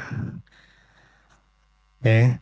Tentu dengan seizin ahlinya, kerabatnya terdekat. Boleh tidak diizinkan ini dibuka seperti ini atau langsung ditutup? Kalau keluarga tidak mengizinkan ya sudah kita ngikut langsung ditutup. Tapi ada keluarga yang mungkin masih ditunggu dalam perjalanan sehingga masih menghendaki untuk melihat di panjenengan turuti ya. Caranya panjenengan pakai ambil kain yang tipis tutupkan di sini. Selesai tidak ada yang ditunggu silakan panjenengan ditutup. Oke. Kalau biasanya kita kalau ini masih belum Pak, ini kita bisa bentuk seperti dirapikan seperti jilbab gitu, dirapikan supaya masih terlihat rapi kita dalam mengkafani sehingga nggak acak-acakan gitu. Intinya melihat seperti ini mungkin mencium atau melihat masih diperbolehkan selama ahlinya mengizinkan. Catatan penting. Karena boleh jadi ada keluarganya yang tidak mengizinkan, langsung aja ditutup. Kita sudah ikhlas, enggak apa-apa, panjenengan tutup. Dan kita khawatir nanti kalau misalnya ada seseorang laki-laki meninggal, datang wanita, terus nangis-nangis tahu-tahu. Ya, ternyata teman SMP-nya CLBK dulu gitu loh misalnya. Kan jadi bahaya, jadi fitnah keluarga dah. Sementara dia nggak pernah cerita kalau punya teman kayak gitu, boleh jadi repot kita nanti keluarganya. Nah, jadi tim losak pasangka yang ndak. Maka itu izin dengan keluarga, ya, izin dengan keluarga. Bolehkah kemudian air mata menetes misalnya? Ada kekhawatiran di kalangan sebagian kita, kalau nangis netes air mata nanti jadi sesuatu bagi si mayat. Enggak. Rasulullah pernah ketika seorang sahabat itu sepersusuan beliau itu meninggal dunia dalam sebuah peperangan, beliau mencium keningnya, beliau menangis, meneteskan air mata pernah Rasulullah. Yang tidak boleh itu kan yang niyaha, Pak.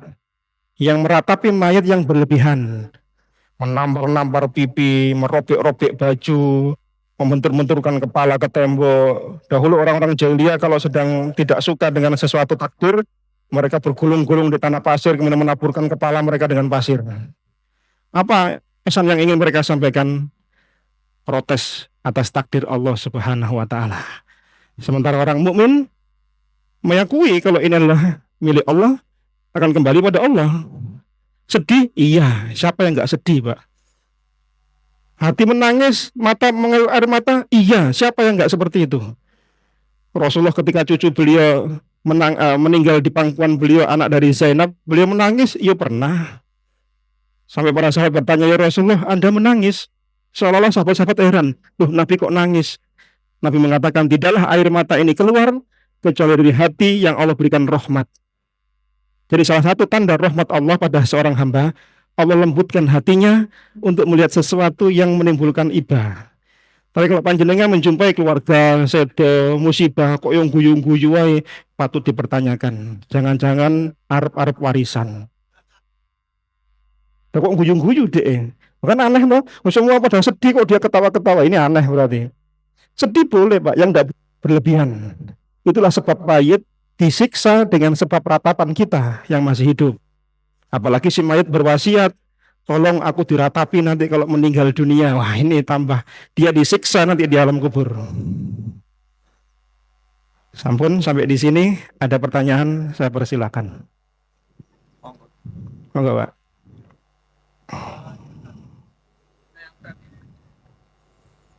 Saya Mas tahan. Iya, terima kasih Ustaz. Jadi untuk setelah dimandikan dan dikafani kemudian mau ditutup, itu yang biasanya di kampung itu ada ditambah ditutup kapas Kapas, Pak. ya di bagian telinga, di bagian hidung gitu. Itu memang seperti itu. Boleh, bukan harus tapi boleh. Ada pilihan tadi kita tutup dengan kapas, kita beri parfum boleh.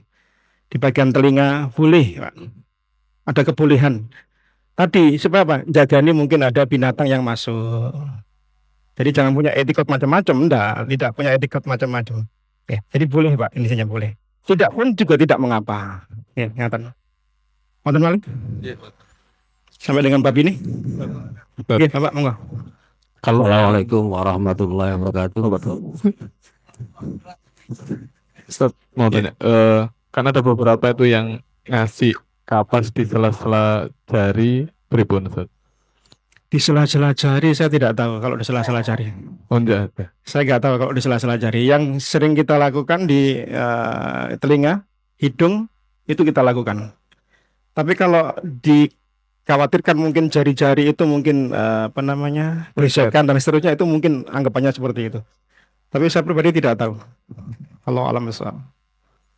Apa monggo? Assalamualaikum warahmatullahi wabarakatuh. Waalaikumsalam warahmatullahi wabarakatuh. Pak Ustadz, kami ini mungkin di wilayah Pulau Sari warganya itu tingkatan menengah ke bawah. Itu yang pertama. Yang kedua, sehingga untuk pembelian kafan itu standarnya tidak seperti yang panjenengan sampaikan ini. Kalau memanjangnya boleh, sehingga kurang lebar. Tetapi itu bisa dibuat 5. Untuk menutup aurahnya sepenuhnya itu salah satunya kan menjadi 5. Yang 2 ini digabung jadi 1, dijahit dulu. Yang paling bawah. Yang nomor 2 dan 3 itu menyamping. Bagaimana pendapat panjenengan ini, disahkan atau tidak ini? Karena kalau ini ya melihat ini saya standar sekali. Tapi kalau di kampung mengingat ya tadi warganya tingkatan menengah ke bawah. Saya sampaikan bahwa di kampung itu anggaran untuk jenazah dari pengurus itu sekitar 600 itu sudah kain kafan, termasuk kayu papan, termasuk maesan, bunga untuk itu. Mohon pendapatnya Pak Ustadz, saya ingin tahu, oke? Ya. Terima kasih. Assalamualaikum warahmatullahi wabarakatuh. Kain kafan niku mboten pareng berjahit. Mboten pareng berjahit. Maka tidak boleh yang tadi 1 karena kurang dijahit jadi 2. Maka caranya bagaimana? Yang 3 tadi dibikin nyamping, Pak. 3 pun sudah dibikin nyamping, jadi nggak usah pakai 5. Karena lebarnya kurang, maka dibikin nyamping.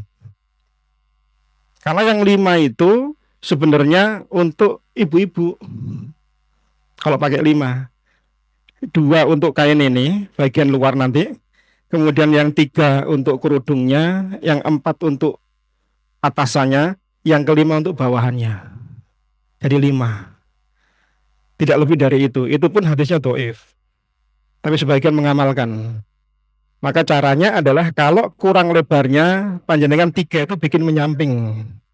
Itu 1. Yang kedua, kalau memang anggaran terbatas, panjenengan bisa menjumpai beberapa lembaga masjid yang di sana alhamdulillah memberikan free pelayanan gratis untuk perawatan jenazah, termasuk kainnya, Pak. Ada. Sehingga tinggal kita mau browsing saja untuk cari informasi sana sini, insya Allah ada, Pak. Karena kita tidak mau membebani orang yang sudah kesusahan dengan kesusahan berlipat kembali. Prinsip kita dalam memberikan pelayanan dan seterusnya adalah memberikan keringanan, dan itu justru maka menyenangkan mereka. Artinya dalam pengertian saya terbantu, tidak jadi beban tersendiri. Sehingga kalau mau menyelenggarakan sesuai dengan sunnah jadi kesulitan gara-gara apa? Dananya tidak ada, kan begitu, Pak. Ya, maka insya Allah ini jalan keluar, Pak. Insya Allah ada. Demikian, Pak. Allah a'lam bishawab. Wonten malih? Nggih, monggo, Pak.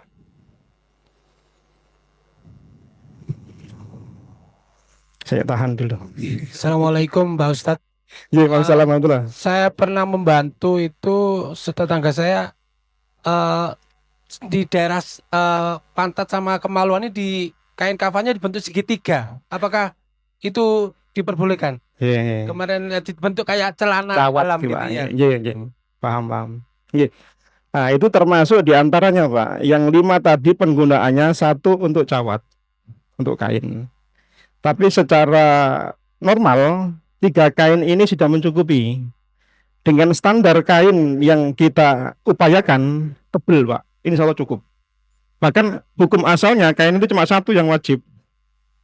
Kalau sudah tercukupi 1 sudah selesai. Tapi kan kalau orang sudah dewasa kan nggak mungkin kalau 1 kan. Untuk anak kecil bisa 1 aja sudah selesai.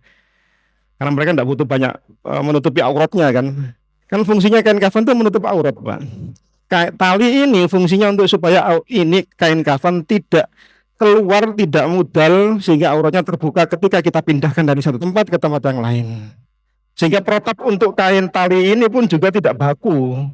Artinya panjenengan mau pakai ukuran berapa nggih monggo silahkan. Pokok jangan tali rafia ngoten mawon. Dikira barang kedus di belakang motor kita. Intinya seperti itu Pak. Sehingga apa? Kita mudah gitu loh untuk melaksanakan ini. Karena kita menganggap ini sebuah hal yang ribet sehingga kemudian agak wegah orang ngurus kayak gini. Tuh harus gini, harus gini. Padahal keharusan itu sesuatu yang bisa kita kerjakan sebenarnya. Termasuk kain kadi ini dan seterusnya tadi. Yang bisa kita kerjakan monggo. Kalau tidak bisa, panjenengan bisa konsultasi dengan pihak Yayasan Masjid Al-Falah. Di sana ada pelayanan ambulan dan seterusnya. Monggo panjenengan berhubungi sama pihak Amir. Ngaten ya. Kalau alam suap. Kita cukupkan sampai di sini atau sholat atau bagaimana? Mensolati jenazah? Tidak perlu. Atau mau disolati? Sang. Kalau di pemakaman, ya, yang paling mungkin jadi permasalahan adalah mengangkat, Pak. Harus nomboten mengangkat jenazah. Kalau mengangkat jenazah itu memang berat Pak. Maka usahakan kalau mengangkat jenazah ini terus tahan dengan dada. Jangan gini, panjenengan bungkuk nanti tugel boyoke. Tahan dengan tubuh kita gini. Nanti insya Allah bisa. Tapi kalau tidak terbiasa memang sulit. Nah, nanti ada ini Pak, ada alat untuk prop skep ini. Itu lebih mudah. Ditandu gitu, nah, itu lebih ringan Pak. Tapi kalau manual itu yang susah. Apalagi medannya dari satu tempat ke tempat berikutnya tidak lapang misalnya, sempit dan seterusnya. Tapi intinya yang diusahakan untuk mengangkat jenazah aurat jangan terbuka, itu saja. Tekniknya bagaimana nanti di lapangan akan lebih berbicara. Karena kalau di teknisnya seperti ini akan sulit untuk dipraktekkan. Tapi kalau nanti di lapangan akan merasakan beda dengan ketika kita membayangkan. Karena di lapangan beda-beda kondisinya soalnya. Tapi intinya jenazah itu kalau sudah meninggal dunia berat. Itu intinya. Maka harus hati-hati dalam meletakkan. Nanti kalau di pemakaman berarti ini dari sana masuk ke sini. Terus dimiringkan ke sana. Ke arah kiblat. Kemudian ini kendori. Kendori saja. Nggak usah dilepas. Ya. Kendori saja. Untuk wajah, sebagian ulama ada yang membolehkan untuk dibuka, ada sebagian tidak. Jangan punya etikot kalau kemudian wajahnya nggak nempel ke tanah, ini dan itu, enggak. Nggak masalah. Ya. Makanya dibuat tali simpul hidup, karena untuk menghindari ande di tengah masyarakat, itu maunya dilepas. Maka panjenengan kendori saja. Karena saya pernah di daerah Surabaya, menantunya, anaknya lagi nggak pengen dilepas. Sementara keluarga besarnya pengennya dilepas. Saya bilang, Mas, lah eker-ekeran terus jenazahnya nggak berangkat-berangkat. Saya bilang, pasti pemakaman, saya bilang kendori saja. Selesai urusannya ternyata. Hanya sekitar kelihatan di kendori, mereka ternyata diem. Padahal awal bersikeras, harus dilepas. Si anak mengatakan, nggak usah dilepas. Akhir-akhiran ribut, saya bilang kendori saja. Kan ini udah bikin simpul hidup. Tarik aja, sudah lah, udah gini selesai. Ya. Terus kemudian tadi tidak boleh punya etikot, ini jadi membahayakan kita, memberi mudarat gara-gara nggak dilepas. Ini sudah tahayul khurafat dan seterusnya. Makatan Bapak. yang dimulakan oleh Allah Subhanahu. Sampun? Nggak ada lagi pertanyaan? Baik. Oke, Pak, monggo. Oke, satu lagi nanti. Satu, dua lagi. Nah. Sebelum kita berangkatkan ini ke rumahnya maksudnya. Assalamualaikum warahmatullahi wabarakatuh. Assalamualaikum warahmatullahi wabarakatuh. Jin Ustadz, untuk ukuran standar untuk mempermudah proses pengkafanan, ukuran lebarnya berapa Ustadz? Dan Ukuran untuk yang lebar. kain kedua, untuk yang kain hibaroh ini kebanyakan kalau di kampung itu tidak ada. Apakah ada tempat penjualan tertentu, paket atau apa? Mungkin bisa.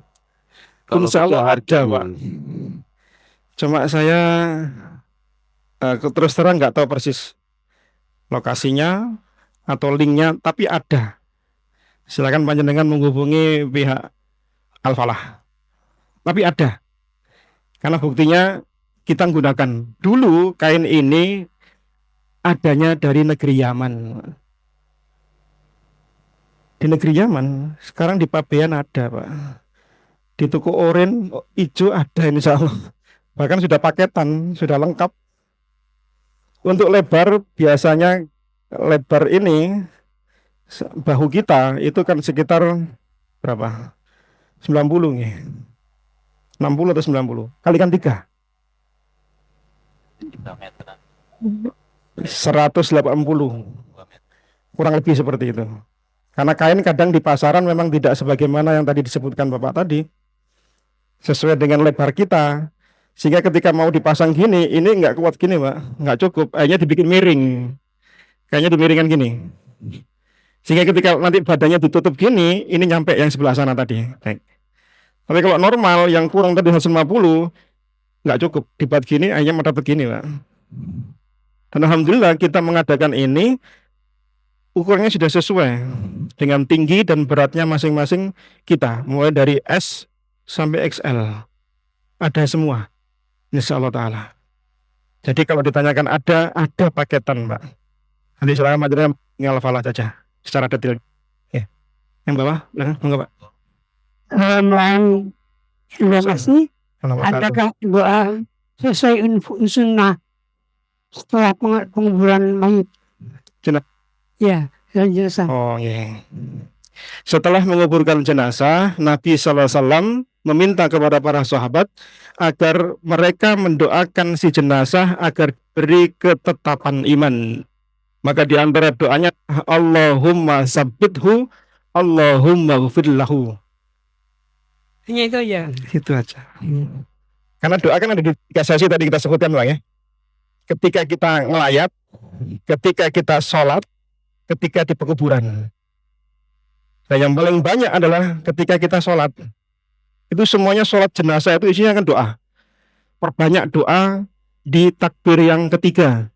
Kalau imamnya memberi isyarat, banyaklah takbir di takbir ketiga, karena setelah keempat kita akan salam. Maka panjenengan berdoa di takbir yang ketiga. Kalau di pemakaman tidak ada doa khusus, Pak. Nabi hanya mengatakan, mintalah ketetapan iman untuk saudara kalian ini, karena mereka sedang ditanya.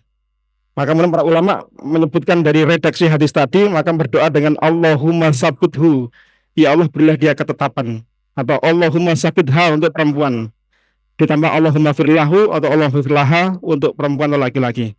Selesai kita. Berapa kali? Oh, tidak ada hitungannya, Pak. Panjenengan perbanyak boleh.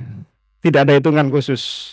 Intinya panjenengan minta satu ketetapan dan ampunan dosa untuk si mayit. Itu saja. Terima kasih, Ustaz. Sami-sami, Bapak. Cekap? Oke, baik.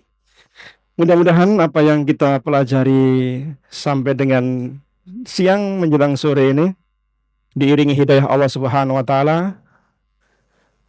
Ya wes. Oke, ya apa? Apa Ustaz? Yusuf terkait takziah Ustaz. Akhir-akhir ini yang saya lihat itu di masyarakat ada kegiatan takziah itu diformalkan gitu Ustaz. Jadi biasanya diumumkan di masjid atau di kubur itu nanti selesai nanti malam ada takziah 3 hari gitu Ustaz. Nah, jadi pihak keluarga menyediakan ya terop, kursi, bahkan ada konsumsi segala macam, ada pengajiannya juga, ada ustadz yang berceramah di situ. Itu selama 3 hari, Ustadz. Biasanya nanti di hari ketiga lebih besar makan-makannya biasanya gitu, Ustadz. Nah, itu sebetulnya takziah itu inisiatifnya dari keluarga duka atau dari masyarakat sekitar atau kerabat yang mau menghibur si keluarga duka ini, Ustaz? Apa, Ustaz? Ya, barakallahu fiik. Takziah itu intinya adalah membesarkan hati keluarga yang ditinggalkan. Maka Rasulullah ketika wafatnya Ja'far bin Abi Thalib, maka beliau mengatakan, buatkan makanan untuk keluarganya Ja'far karena mereka sedang kesusahan. Nabi memotivasi para sahabat untuk datang ke tempatnya Ja'far bin Abi Thalib membawa makanan. Bukan hanya Ja'far yang menyediakan makanan, bukan. Karena mereka sedang bersedih. Berduka tentu tidak sempat untuk bikin ini itu enggak sempat. Maka orang yang takziah lah yang datang membawa makanan. Beliau perintahkan pada keluarga, pada sahabat datang ke rumah Ja'far, bawa makanan, mereka sedang sedih. Maka takziah itu sebenarnya bukan inisiatif dari pihak keluarga, bukan. Takziah itu kita yang mendengar orang kesusahan, kita datang menguatkan imannya, membesarkan hatinya. Dan saya mengingatkan kalau sedang takziah, jangan ngungkit-ngungkit. Bapak loro apa? Kok iso ngene? Jangan. Mereka kesedihannya akan berlipat kembali, mengingat kembali, oh iya ayo nangis, sedih kan kita sering, Pak. Besarkan hatinya. Dan jangan lama-lama di rumah duka. Jangan lama, kecuali mereka menghendaki agak lapan kita, monggo. Tapi hukum asalnya jangan lama-lama, karena mereka tidak lagi kemudian terhibur, malah jadi terbebani. Bawalah makanan, bawalah sesuatu untuk menghibur mereka. Ketika bapak saya dulu meninggal dunia, itu alhamdulillah RT tempat saya di Surabaya itu, masya Allah, di rumah itu sampai sepekan. Rumah ibu saya itu dikirimi makanan pagi, siang, malam. Jadi keluarga dari RT itu ngirim makanan ke rumah saya, rumah ibu saya. Karena tahu kan anak-anaknya pada ngumpul semua gitu kan. Alhamdulillah. Dan kita enggak minta juga. Karena saya juga nggak berpikiran kalau seperti itu. Ternyata saya tanya dari mana? Dari Bu RT. Oh, alhamdulillah dalam hati saya. Beliau sudah mengenal tentang perkara ini. Alhamdulillah. Itu yang kita coba untuk menghidupkan sunnah seperti ini di tengah-tengah masyarakat kita. Jangan membebani keluarga yang berduka dengan sesuatu yang tidak mampu mereka upayakan. Mereka sudah bersedih loh, Pak. Jangan ditambahi dengan beban ini dan itu. Kalau bisa kita yang bantu. Demikian Allah alam isab. Semoga mencerahkan. Saya cukupkan ya sampai di sini. Mudah-mudahan apa yang kita pelajari bersama diiringi hidayah Allah Subhanahu wa taala menjadi ilmu yang nafi' fid dunya wal akhirah. Semoga Allah Subhanahu wa taala berikan kita pemahaman yang lurus, hati yang bening, hingga kemudian kita bisa melaksanakan sunnah-sunnah ini dengan baik dan benar. Semoga Allah tabarak wa taala mengkaruniakan keluarga kita keluarga yang sakinah mawaddah warahmah. Allah karuniakan anak-anak kita menjadi anak-anak yang soleh dan solehah, yang menjadi qurrata a'yun, penyejuk pandangan mata kedua orang tuanya. Kita mohon pada Allah, semoga Allah ar-razzaqkan rezeki kita dengan rezeki yang halalan thayyiban mubarak. Kita mohon pada Allah asy-syafi', semoga Allah berikan kita kesehatan, angkat sakit kita, berikan afiat fid dunya wal akhirah. Kita mohon pada Allah al-Ghaffar al-Ghafur, semoga Allah mengampuni dosa kita, dosa kedua orang tua kita, dosa seluruh kaum muslimin. Kita mohon pada Allah ar-Rahim, semoga Allah wafatkan kita di atas husnul khotimah. Kumpulkan semua keluarga kita, sahabat-sahabat kita di surganya Allah Subhanahu wa taala. Barakallahu fikum, jazakumullah khair. Matur nuwun atas perhatian panjenengan sedaya. Mohon maaf jika ada yang kurang. Saya tutup dengan doa. Subhanakallahumma bihamdika asyhadu an la ilaha illa anta astaghfiruka wa atubu ilaik. Wa sallallahu ala nabiyyina Muhammadin walhamdulillahi rabbil alamin. Assalamualaikum warahmatullahi wabarakatuh.